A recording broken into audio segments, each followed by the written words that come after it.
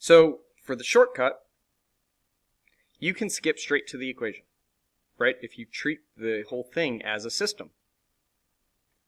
So recognize that mg is what makes the stuff go, and then what's holding it back? Mg red, or little mg. Stuff that makes it go minus stuff that holds it back equals combined mass times acceleration. The tension is going to be internal to the two block system, which means we don't care about what it does to the entire system. We don't care that the heart is beating inside the runner's chest. Doesn't matter, doesn't affect his speed. Okay. Then you apply Newton's second law. Stuff that makes it go minus stuff holding it back equals the total system mass times acceleration. To find the tension force, then you're going to have to analyze, change your system and analyze just one of the masses. Okay, so we're going to plug that acceleration back into one of the original Newton's second law equations. So the thought process here. Look at the whole system. Stuff that makes it go minus stuff holding it back equals mass times acceleration, combined mass of the system, times acceleration. Acceleration's the same because there's only one rope, so it's moving together. Then change your system and isolate one of these. And look at the free body diagram for this. It's going to be tension going up, gravity going down. Well, this specific equation, is looking at the red one. The tension is making it go while the weight is holding it back equals small mass times the same acceleration of the system. And that gives you 91 newtons. Okay, onto a modified Atwood machine where two objects on the ends of a string that pass over a pulley wheel, and there's one object on a table. Table is introducing another force. Now we have a normal force, at least, right? Potentially friction, if that's involved. None of it is a big deal, it's just another force. When the system is released from rest, the system right here, what is the acceleration of the masses and the tension in the string? Noting the coefficient of kinetic friction is shown and the pulley is ideal. Okay, so we know massless, frictionless pulley, and there is definitely friction on this table. We know there's definitely friction because it gives us the coefficient of kinetic friction. Let's start by agreeing that the masses accelerate down and right. Yes? As this goes down, this one's going to go to the right. When the system is shown, don't have to reread the question every time, Mr. Scopetus. Now we draw free body diagrams. We have two objects, so we're going to have two free body diagrams. Note the tension is the same for both because it is the same string that passes over the ideal pulley.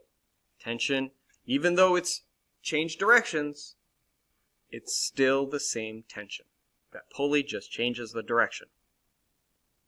Okay, so we have a big weight going down for the blue object and not as much of a weight going down for the red object. This one we also have friction. The normal force of the blue block is the same as its weight because it's not sinking and it's not floating. So our frictional force equals mu times our normal force. So friction is Fm mu times big M times G. Nothing new so far. Newton's second law equations. Stuff that makes it go minus stuff that holds it back. If you have two objects, you have two free body diagrams. If you have two free body diagrams, you have two Newton's second law equations. Stuff that makes it go minus stuff that holds it back equals mass times acceleration. Stuff that makes it go minus the stuff that holds it back equals mass times acceleration. So for the blue one, we don't care about the vertical forces. For the red one, it's going to go down. That's how this whole system has to move.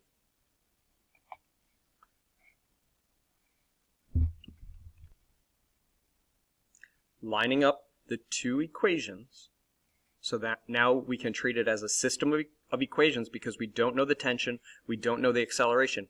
We have two unknown variables and we have two equations, so we can combine these terms. Our tension will cancel out.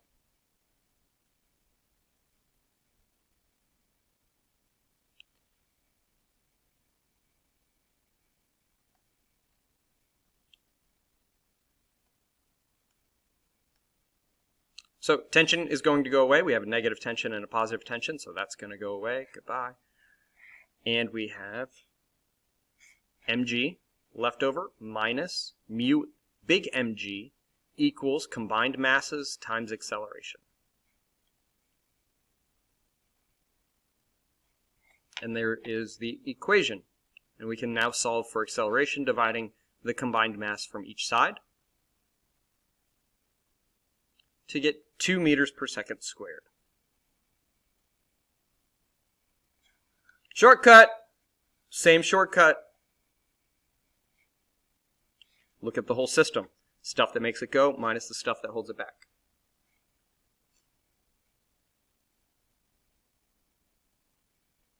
Tension's internal to the system, so we get the stuff that makes it go minus the stuff that holds it back. The weight is making this go. Friction is holding it back here. And friction equals mu times the normal force for this big object. M plus M. Now, this shortcut will get you your acceleration, but not your tension, right? So you're still going to have to draw those free body diagrams. Free body diagram here, and we would get, or the small one. Either one, it really does not matter because the tension is the same. So, and perhaps I'll do that to prove if I've got time. Let's see. Stuff that makes it go for the little one minus what holds it back, the tension, equals mass times acceleration, and we get the tension to be 40. So, I'm going to use the other equation for the blue object just kind of as a proof for you that our tension is the same. Stuff that makes it go here is going to be Ft minus the stuff that holds it back is our frictional force equals big M times A. And we know big M is 10 and A is 2, so I'm just going to go ahead and put in a number here, equals 20. We're looking for tension, so I'm going to add my frictional force to each side. And I know my frictional force is mu times Fn of the big one equals Ft. Ft